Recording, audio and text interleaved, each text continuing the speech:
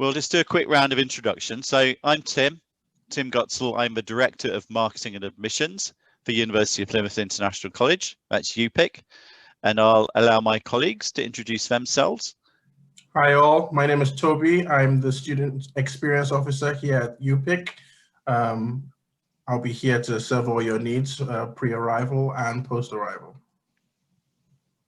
Hi, good afternoon, guys. Good afternoon. I'm Rob Ditcher. I'm the Accommodation Liaison Officer at Clever Student Lets, the accommodation provider, and I'm here to answer any general queries on accommodation pre-departure. So the way that we'll format this, you're very welcome to ask any questions that you have, interrupt at any time, or contact us after as well. But we've got a set of questions prepared that we'll take you through. So the kinds of things that we think the students will be interested in, might need to know at the moment. Excellent. We've got somebody new joining us, Dorcas. You're very welcome. So we'll just kick off by starting to go through those questions. And as I say, if at any point you want to interrupt, what we're saying doesn't make sense, you want us to expand on it or to clarify further, then please do let us know. We'll be absolutely sure as well to leave any time at the end if you have any additional questions that you think of. And we're always here afterwards as well. So you have all our contact details, I think. So you're welcome to contact us at any time as well after this webinar. So Toby, do you want to kick off? Yes. Hi there, guys. So today we've just come up with a couple questions that we think that you might possibly have for us moving forward in regards to like your pre-departure. So from a scenario, Tim and I will go over these questions. So Tim, I'll ask you the question and then we can just share it amongst ourselves. So in a scenario that I booked my flight ticket for enrollment week, which starts on the 18th, can I still travel? Yeah, it's a rapidly changing situation at the moment. What we'd say above everything else is check with the airline that you're booked with to ensure that the flight's still departing. It seems an obvious thing to say, but we know that airlines are changing kind of almost daily the flights that they're conducting. So check with the airline first. You also need to check with your own government's website and with the UK government, the gov.uk website, about any particular requirements that might apply in the country from which you're traveling. Something that is just coming into force now in the UK, when it was first announced, we were told this would apply from Friday. Today it's been announced that it will apply from Monday, so after the weekend. But after the weekend, any traveller, any international traveller into the UK will need to show a negative COVID test, which has been taken no more than 72 hours before arrival. So you need, anyone who's getting on a plane to come into the UK is going to have to show a negative COVID test, which is no more than 72 hours old.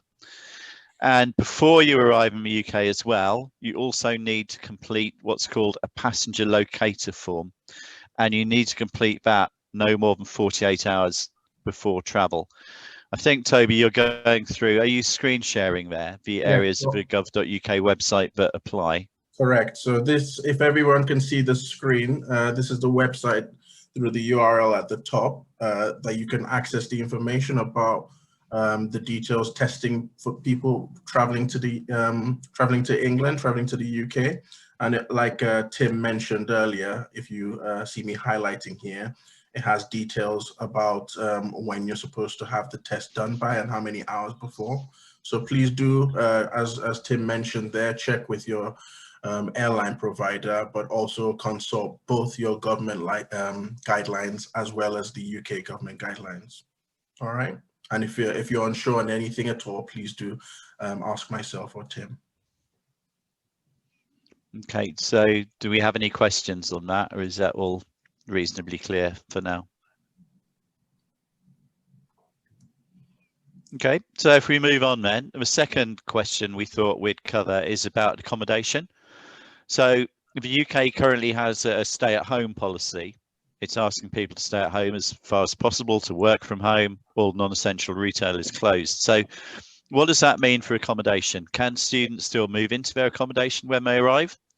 Rob, do you want to say a bit more about that and about the precautions which Clever Student Lets are taking, things like deep cleaning and sanitizing and social distancing and that kind of thing? Yeah, completely. If you are still arriving or planning to arrive in the UK to move into your accommodation, you can 100% still do that during the lockdown. We can provide you won't come to the office, however you would travel to Plymouth and travel to your booked accommodation, and a member of the team would meet you there with the keys, etc. And it would be a socially distanced move in, if you like, for key collection. All properties prior to any occupation would be deep cleaned, and obviously we would request that you take the full precautions of social distancing upon your arrival. But I am available, pre-departure and during your travel. Should you have any questions or run into any issues as you are approaching your accommodation, I would just request that you just stay in touch. You will have, if you have booked accommodation, you will have my mobile number, and we can stay in touch if you have any concerns, or if you're going to be late, for example, for some reason, if you have been delayed. But absolutely, in answer to the question, yes, you are still able to move into your accommodation during lockdown. Thanks, Rob. It's great. Any questions from anyone else on the call about accommodation issues?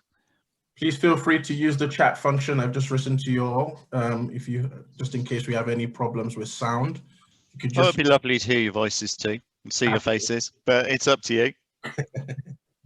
Ludovico has a question. Hi, Ludovico. Hi, I'm Ludovico. I'm from Italy. And I was wondering if, as soon as I haven't booked any accommodation yet because of the coronavirus, I was wondering if I can follow online all the classes till next year, because I'm a foundation year student from January. And I was wondering if I can follow all the classes till next year. Thanks, Ludovico, for asking that, because that's actually the next thing that we were going to go on to, and it's about the balance between online and in-classroom teaching. The University of Plymouth has actually committed to reviewing in mid-February whether or not we can teach in classroom or not. So we won't be teaching in classrooms for the next month. Everything will be online. I think it's highly likely that everything this semester will continue to be online. But be reassured that for as long as these restrictions remain, everything we offer, we will offer online. So we'll continue teaching online. And if it means you stay where you're at home, in your home country, if you feel more comfortable and safer doing that, then that's absolutely fine. For as long as it takes, we will continue to teach online, and we'll try and make it as positive, as engaging, as rewarding and productive a student experience as we possibly can while we're teaching online. Anything, Toby, that you wanted to add to that? No, I think you've covered everything. Just to echo your points on that, all the support will be available. So myself, as well as the other staff members, when you meet us during your orientation and enrollment week next week, we'll move on to tell you about the different services we have, not just from us as the college, but the university through the Student Hub team. On Friday next week, you're actually going to be having induction calls from Rob, as well as the president of the Students' Union. You'd have a talk from the head of teaching and learning about what learning is like online. And, obviously with the positive hope that we do get to resume face-to-face eventually, but we can't really guarantee that at the moment due to current restrictions. Toby, for students who are able to travel into the UK, do you want to say a little bit about how generally you would get from London to Plymouth if you're arriving in London, how generally you would in different times, and what the arrangements are specifically at the moment? So if you guys, if you I think the best way to do this, actually, just to illustrate this, would be to take you to our website. So I'll just see whether I can share the screen very quickly. While you're doing that, Toby, I can see that Mariam has put a question in the chat about when will the online classes begin. Our enrolment begins on the 18th of January, so that's next Monday. For undergraduate foundation programs, our teaching begins on Monday, the 25th of January. For anyone who's doing a pre-master's program, teaching begins on Monday, the 1st of February. So I hope, Mariam, that answers that question for you. Back to you, Toby. So in regards to your question about arriving in the UK, so there are various ways of getting to Plymouth. We have what you call the airport pickup service, run by Connections Southwest. So on this URL, on this page, you'll be able to see some details of the costs, as well as the airport pickup form. If you fill out your details over here, as you can see, this information then comes across to myself. Once I've received that, then I book it with our taxi service provider, whose name is Michael. Michael ensures that all the precautions are in place, so there's a deep clean between each passenger, and he will be there at the airport waiting to pick you up.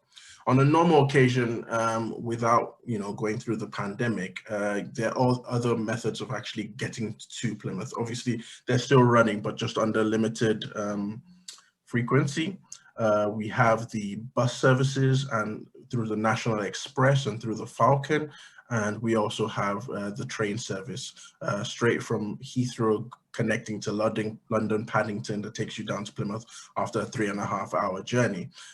We have had a notification, Tim and myself, that the National Express is no longer running at the moment for a brief amount of period. So I would ask that you make sure that you book everything in advance and just keep in touch with the travel provider. All right. Another question that's been raised, we kind of touched on it earlier, but it absolutely bears stating again. So do I have to take a coronavirus test before I leave my home country?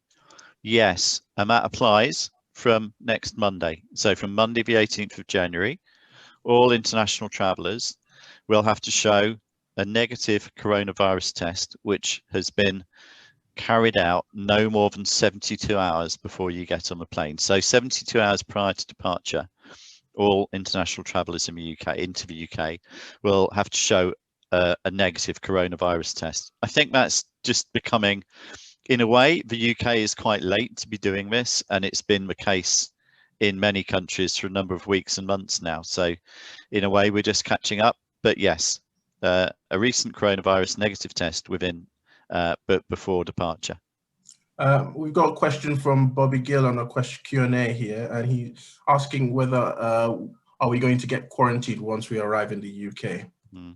So depending to answer that question, depending on the country you are coming from, as we mentioned above, you need to check our government website, which has information on the countries that are allowed travel corridors. What that means essentially is there are some countries that you have to self-isolate a lot longer than some others. So it's important to check this, but I believe the standard information being put out is you need to isolate for 10 days.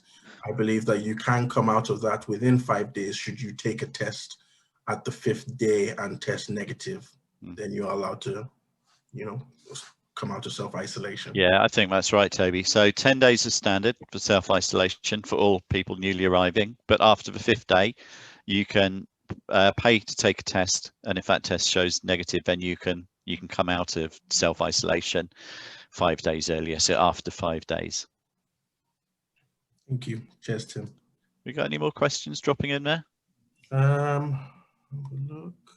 No, I think we've answered that one, and we've mentioned the one about the negative report. Does anybody else, any of our other guests like to ask any questions? Please feel free to put it on the chat. If not, we will. So we really sympathise with the situation you're in, and if I was sitting in another country thinking about coming to study here, I think I would want to know more about the kind of support services which would be available to me when I arrived. So Toby, do you want to share a bit of information about the Student Hub team and all of that kind of support that the university can additionally provide? Absolutely. Do bear with me. I will bring up some information on there. Great, thank you. Dorcas, sorry, I've just seen a question from Dorcas. How do I book accommodation? Dorcas, you can do so on our website. I will quickly, when I share my screen, I'll show you both how to book accommodation with ourselves, and I'll show you the Student Hub team and what they are essentially. So, Rob, while Toby's doing that, do you want to just give a brief introduction to the kind of accommodation you have, how close it is to the university, all of that kind of thing? Sure. Thanks, Tim. Yeah, accommodation that's booked through, as Toby is demonstrating there, booked through the portal on the UPIC website. The application would then come to me and I would make an offer of accommodation to you, along with some photos and a description and the location, etc. At which point you can choose to accept and proceed with the booking, or if perhaps that's not ideally what you were looking for, there are several choices in terms of there is a standard room in a shared house up to there are sort of fully self-contained studio apartments. So dependent on your choice, I can then provide a booking for you.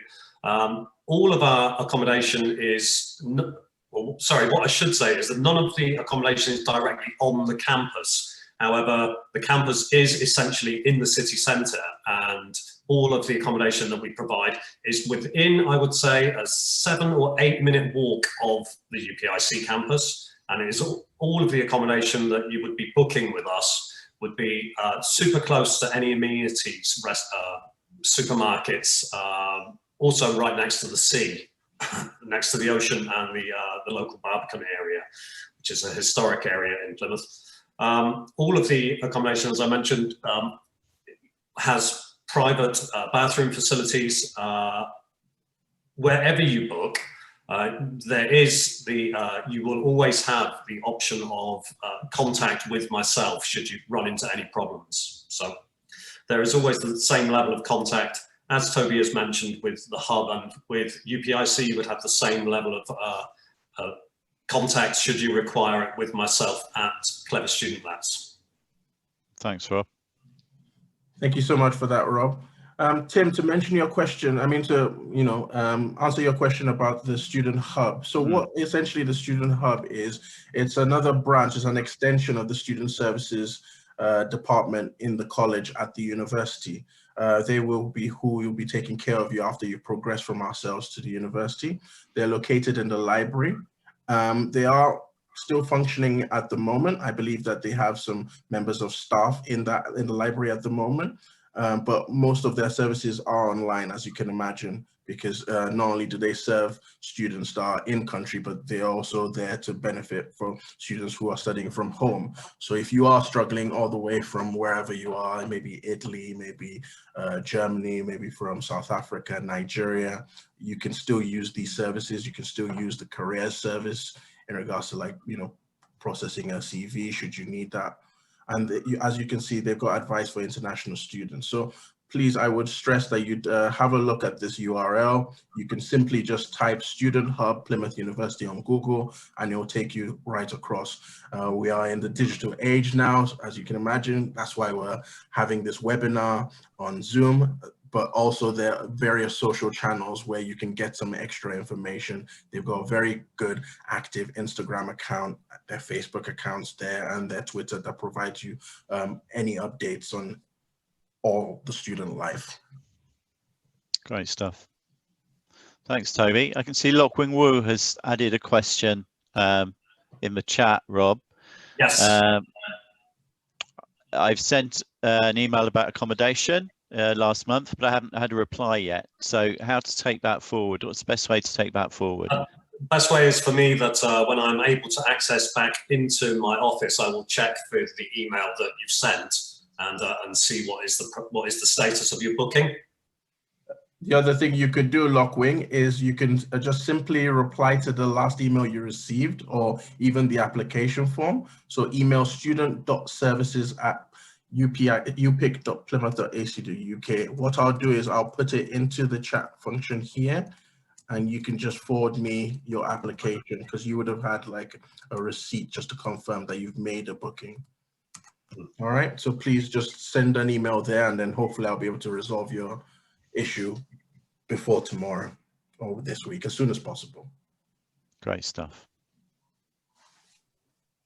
Food would worry me, Toby, and access to food. Funny. Are supermarkets still open? Restaurants, takeaways still open?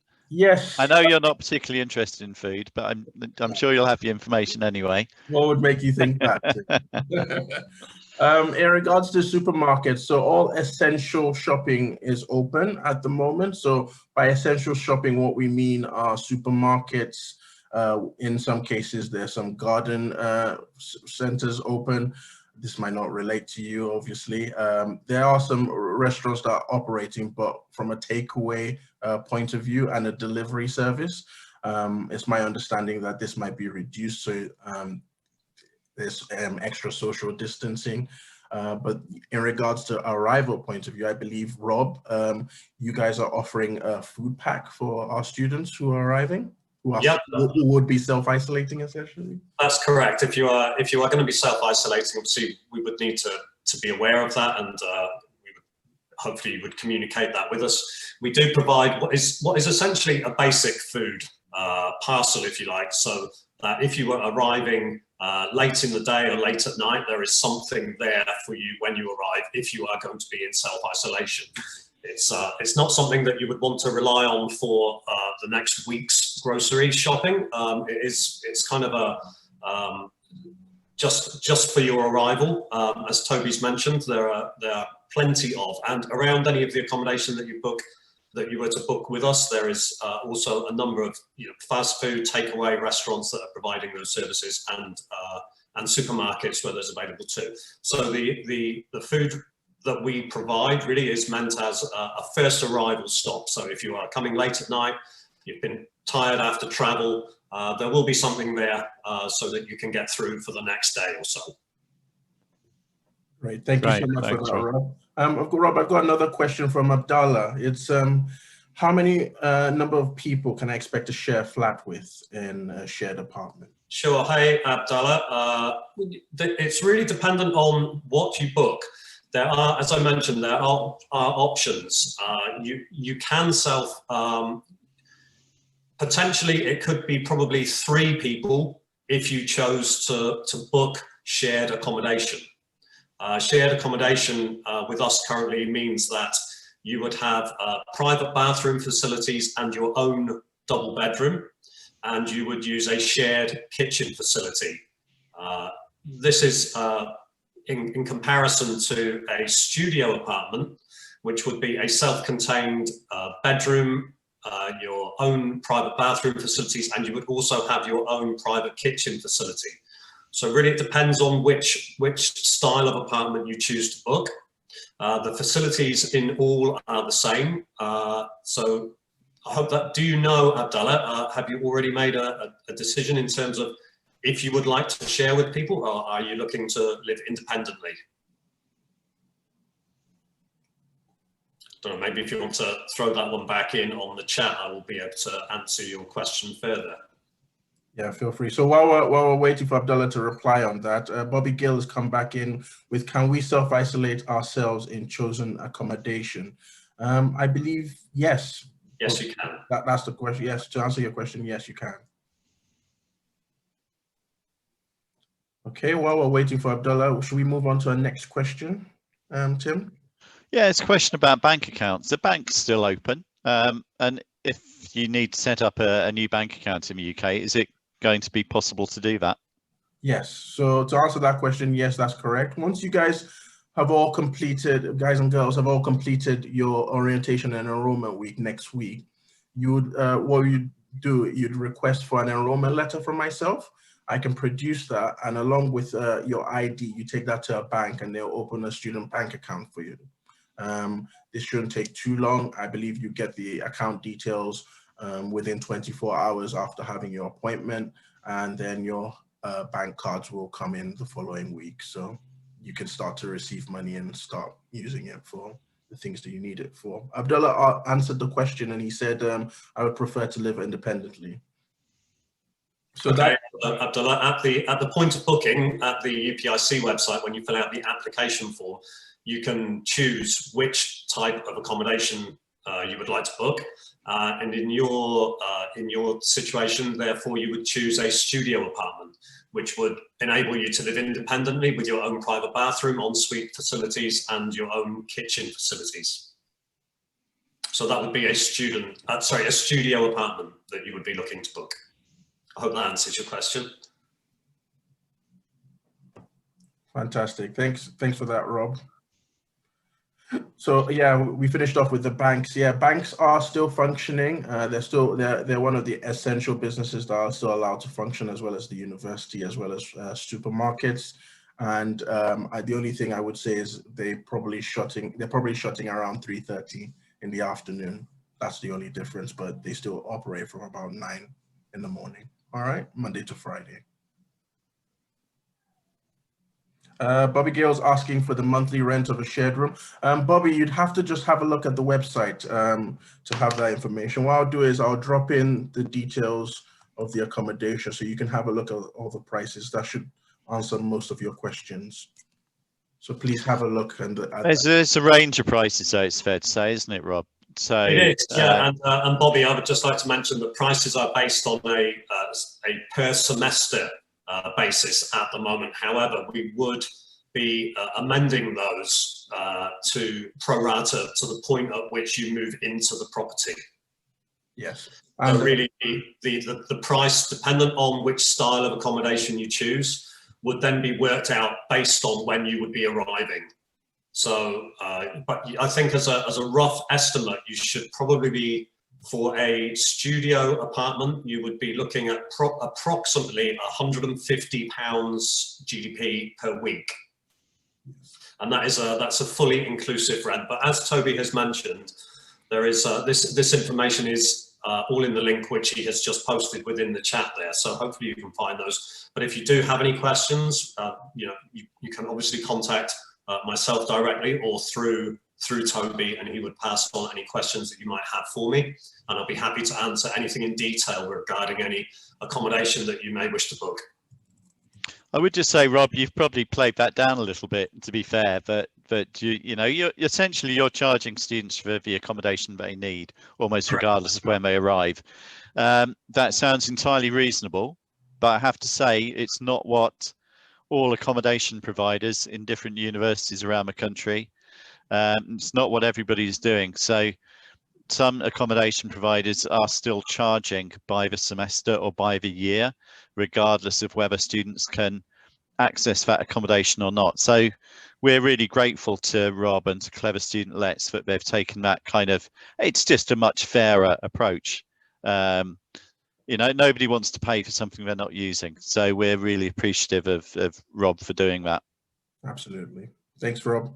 We've got a question in the Q&A. I don't know whether you can help me answer this, Tim. I mean, actually, I can answer this.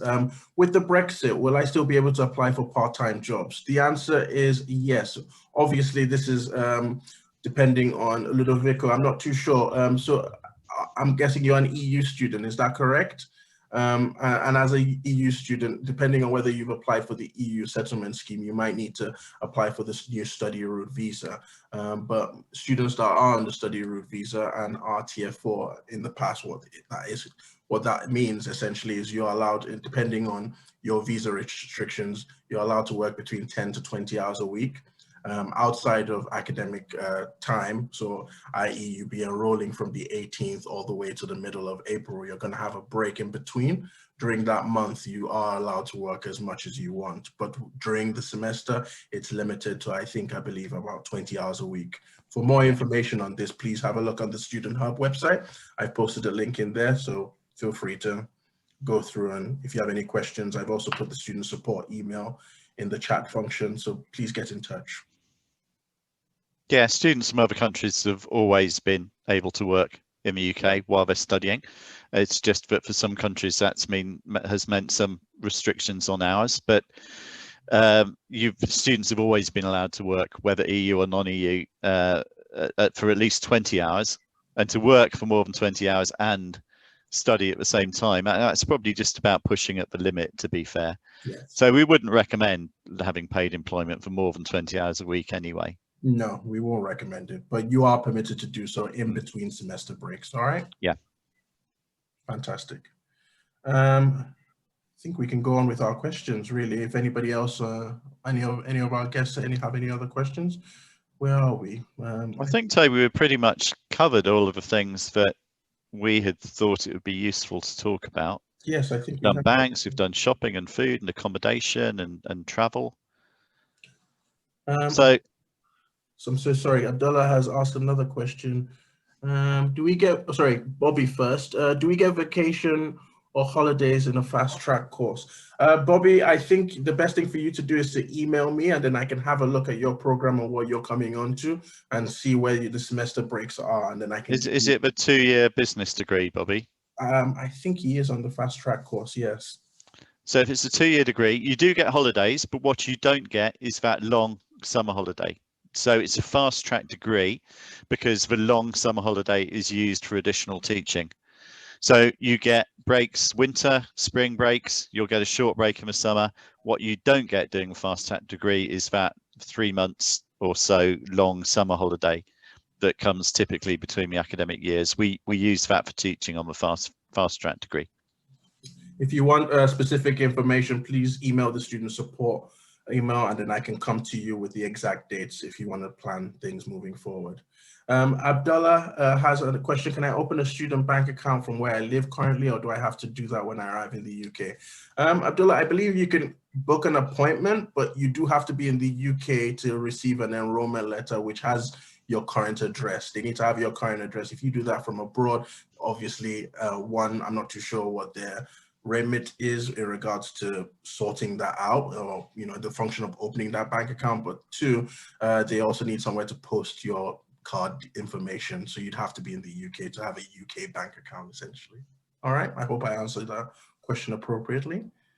Yeah, thank you so much, guys. So far it's been very engaging. I really enjoyed it. Rob, anything else you wanted to add? Not really, Tim. I think we seem to have covered everything. I would just like to mention that if anybody has already or is looking to book accommodation, please, as Toby suggested, please have a look at the options available on the UPIC website. Based on whether you want to live with somebody or you want to live independently, there's several options. So dependent on that decision, you can then contact me, or the application will come to me, and I can actually then just tailor make an offer for you, dependent on what your requirements are. So don't feel that you are bound to one specific kind of property just because there's only one option per category. I will be able to sort of tailor your application to hopefully find exactly what it is that you're looking for in terms of where you would like to live, or who other people, or which other people you would like to live with. Sorry. The weather is it's about 7 degrees currently, I believe. I think that's correct, gents, isn't it? Do you know what I'm going to say in favour of Plymouth, though? Plymouth is in the southwest of the UK. I think the forecast for tomorrow is for it to be 11 degrees in Plymouth. Now, depending upon where you're coming from, that might seem quite cold. But in the north of the UK tomorrow, while it's 11 degrees here, it's going to be 2 degrees in Aberdeen. So within the UK, it's actually much better to be in the south and the southwest at the moment than it is in the north or the northeast. Yeah, we are always a couple of degrees warmer than the rest of the country in general. I'd say as well, it's winter here, but it is getting a little bit warmer. The days are getting a little bit longer. We have more sunshine. Well, when we have sunshine, we have more daylight every day now. So it feels like we're looking forwards now rather than backwards. It's getting a bit warmer. Days are getting a bit brighter. It's fairly dry at the moment. It's okay. There's no such thing as bad weather. There's just the wrong clothing. So if it feels cold, you just need another layer. I think I've seen a question about, can we book accommodation in other cities until offline classes start? So as anybody is allowed to study online, anywhere you are around the UK, we can't advise you not to. It's depending on you. You can study from anywhere around the UK. We do advise that you stay closer to Plymouth should things change and you have the opportunity to move to face-to-face. So in regards to taking out a long contract, I won't advise it. That's just my opinion on the matter. Kelvin has asked, can you work us through the enrollment process? Absolutely, Kevin. You'll be getting some more detailed information. I'm sure you received an email from Tim or Nico in regards to enrollment next week. We'll book you an appointment and then I can just talk you through the whole process.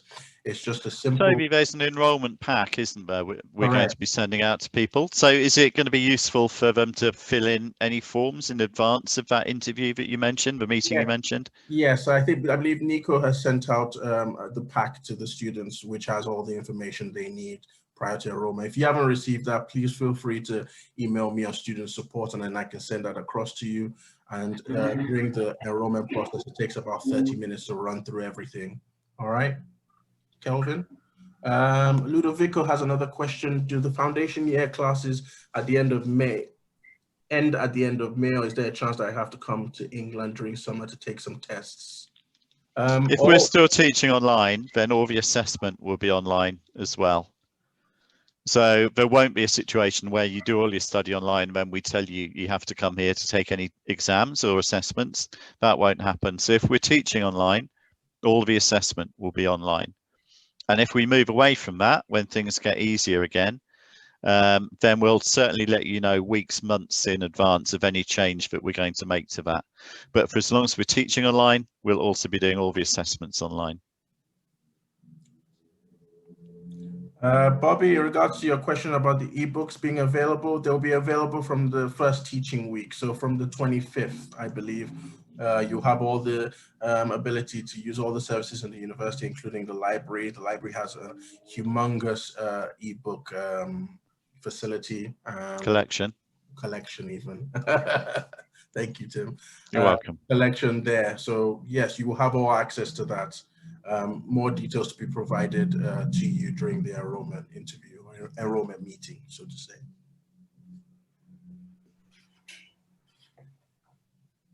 Okay, Toby, anything you wanted to add before we wrap up? No, not specifically. I need to plug my charger in before my laptop goes off. But yeah, no, I just wanted to say thank you so much to everyone who was able to attend here. Thank you so much, Rob. Thank you, Tim. I think this has been really engaging and informative. And if you all have any extra questions, please feel free to contact myself, Tim, or the student support email. Exactly. Thanks, Toby. Thanks, Rob. And thank you all of you for joining us and for your engagement and your really interesting questions. I hope you found it useful. Any last questions before we leave you? Okay, then we very much look forward to seeing you soon, whether it's online or in person. Hopefully it will be in person sooner rather than later. As Toby said, we're all here all of the time. So reach out to us with anything you're concerned about. You know, there's no such thing as a silly question. If you're not sure of the answer, then it's a good question. So always feel free to ask us about anything that's concerning you. Okay, well, thank you all very much for your time. And we really look forward to seeing you soon. Thanks, everybody.